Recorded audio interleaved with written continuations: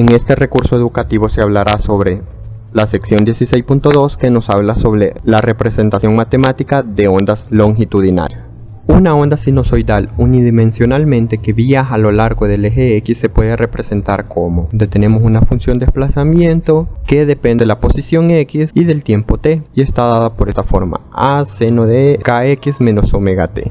Y nos interesa saber qué significa cada uno de los términos que aparecen en esta ecuación. Y aquí tenemos una imagen donde el punto máximo se le conoce como cresta y el punto mínimo de la onda se le conoce como valle. Nodos son los puntos donde el intersecto en X es igual a 0. Lambda es la longitud de onda que hay de cresta a cresta, o también se puede calcular como la longitud que hay de cada valle a valle. A es la amplitud de onda, es decir, donde se encuentra la cresta, el punto más alto de la onda. Y t es el periodo, que nos dice el tiempo que le toma en realizar un ciclo, es decir, de ir de aquí hasta aquí.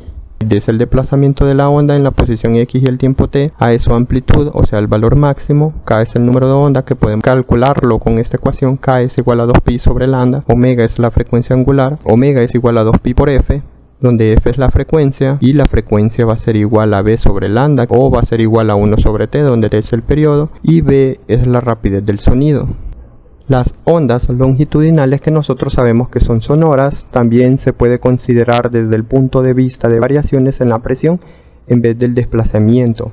De hecho, a menudo las ondas longitudinales se denominan ondas de presión, y vamos a ver por qué esto es así. Aquí tenemos una gráfica de una onda longitudinal donde nos muestra que su amplitud sería un cambio en la presión del medio en el que se propaga, y esta sería la presión normal del medio. Y nosotros sabemos que las moléculas que componen el medio van a oscilar hacia adelante y hacia atrás, como se muestra en esta imagen. Al oscilar provocará lo que se ve en esta otra imagen, que tenemos una zona de compresión, que son estas que se ven más oscuro, y tenemos una zona de expansión donde se ven estas zonas que está un poco más claro. En una zona de compresión, las moléculas están cada vez más cerca entre sí, hasta que se alcance el punto donde la presión es máxima, que sería la amplitud máxima de la onda, es decir, en las crestas. Al alcanzar la presión máxima, las moléculas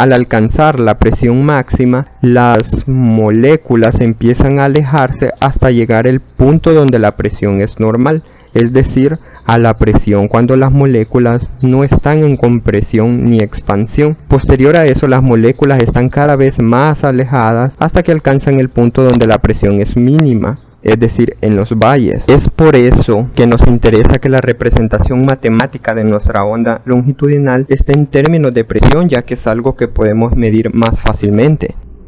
Como ya sabemos que nos interesa representar matemáticamente nuestra onda longitudinal en términos de presión, entonces eso es lo que vamos a hacer ahora, obtener la onda de presión. Nosotros sabemos que una onda cumple con esta ecuación, solo que en nuestro caso deseamos encontrar la amplitud en términos de la presión. Vamos a partir de esto: si un objeto está sometido a una fuerza que empuja hacia adentro por todos lados, su volumen disminuirá. El cambio de volumen delta V será proporcional al volumen original V sub 0 y al cambio en la presión delta P, y inversamente proporcional al módulo volumétrico V. Todo esto lo podemos resumir en una ecuación. El cambio del volumen va a ser igual al negativo del volumen inicial por el cambio de presión sobre el módulo volumétrico. Y como nos interesa la presión, entonces despejamos para el cambio en la presión, y se obtiene esto: el cambio de la presión va a ser igual a menos V por delta V sobre V sub 0. ¿Y qué significa cada uno de los términos de esta ecuación? Bueno, delta P representa la diferencia de presión con respecto de la presión normal, V sub 0, que sería cuando ninguna onda está presente. Delta V sobre V es el cambio fraccional en el volumen del medio debido a un cambio de presión. Y nosotros podríamos pensar, pues ya tenemos la presión, pero no, porque lo tenemos en términos de volumen. Lo mejor sería encontrar esto en términos de otras cantidades físicas que tal vez podemos medir. Lo primero que haremos es considerar ahora una capa de fluido a través del cual está pasando una onda longitudinal, como se muestra en la siguiente figura. Aquí tenemos la capa de un fluido que podría ser aire, el cual tendría un volumen inicial. El volumen inicial es igual al área encerrada por su longitud, y como aquí estamos considerando una longitud pequeña, entonces sería un delta X. Al pasar una onda longitudinal, como se ve aquí, por este medio, que ya dijimos que es aire, hará que las moléculas oscilen hacia adelante y hacia atrás, provocando un cambio en el volumen. Cuando las moléculas estén más juntas, es decir, donde haya mayor compresión, el volumen será menor. Y cuando las moléculas estén más separadas, es decir, mayor expansión, entonces el volumen será mayor. Así que este cambio estará determinado por el desplazamiento de la onda longitudinal, es decir, el cambio de volumen es el área encerrada, ese que se no cambia, por el cambio de la onda longitudinal, donde delta D es el cambio en espesor de esta capa según se comprime o se expande, que es lo que acabo de mencionar. Como ya obtuvimos delta B, que es el cambio en el volumen, y el volumen inicial B sub 0, entonces solamente sustituimos en la ecuación que previamente obtuvimos para el cambio en la presión, y nos quedaría esto, que el cambio en la presión delta P sería igual a menos B el módulo volumétrico por el cambio en el volumen, que sería S por delta D, sobre el volumen inicial, que sería S por delta de X. Y aquí podemos ver de que se cancela las S, que es el área encerrada. Entonces nos quedaría esto. Y para ser más precisos, tomamos el límite cuando delta de X tiende a 0 y obtenemos esto que tenemos aquí. Al tomar el límite, entonces esto se convertiría en una derivada y sería parcial porque D depende de X y de T.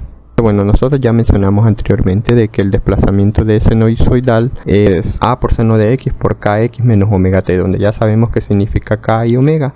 Entonces, si nosotros realizamos la derivada que aparece aquí, que es la parcial de D con respecto a X, entonces vamos a obtener esto, donde A es una constante, entonces la podemos dejar, y la derivada del seno de KX menos omega T sería K por el coseno de KX menos omega T. Entonces esta derivada parcial nos quedaría esto. Entonces si sustituimos esto aquí, vamos a obtener esto, que el cambio en la presión va a ser igual menos el módulo volumétrico por A por K por el coseno de KX menos omega T. La cantidad B por A por K se denomina la amplitud de presión delta P sub M y representa las cantidades máxima y mínima en las cuales la presión varía con respecto de la presión normal ambiente. Y delta P lo podemos escribir de esta forma, donde en vez de escribir B por A por K, escribimos delta por P sub M. Y usando la expresión de la rapidez del sonido, que sabemos que la rapidez del sonido es igual a la raíz cuadrada del módulo volumétrico sobre la densidad del material, entonces si despejamos para el módulo elástico y sustituimos en el cambio de presión, vamos a obtener esto.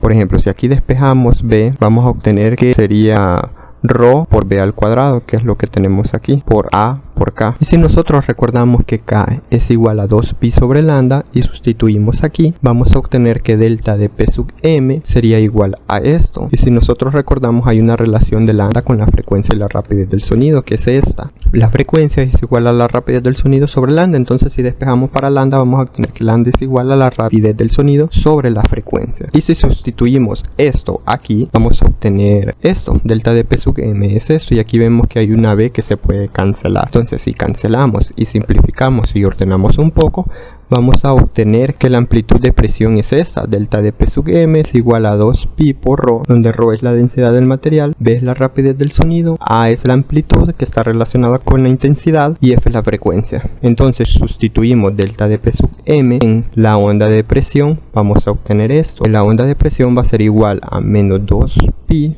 por ρ por B por A por F por el coseno de KX menos omega T. Todos estos datos que ya los conocemos, ρ, que es la densidad del material, ustedes ya saben cómo calcularla. B es la rapidez del sonido, que ya se mostró cómo calcularla e incluso hay algunas tablas. F es la frecuencia, tal vez lo único que no conocemos hasta el momento es la amplitud. ¿Por qué? Porque esto está relacionado con la intensidad, como se mencionó. Así que su profesor en la sección 16.3, que la va a abordar en clase, va a explicar cómo encontrar una relación con la amplitud y la intensidad. Así con eso ya conoceríamos todos estos datos, y K ya se conoce que es 2pi sobre lambda y omega también, que es 2pi por la frecuencia. Y con esto llegaríamos a nuestro objetivo, que es obtener la onda de presión. Con esto concluye la sección 16.2, espero que haya quedado muy claro, nos vemos en otro recurso.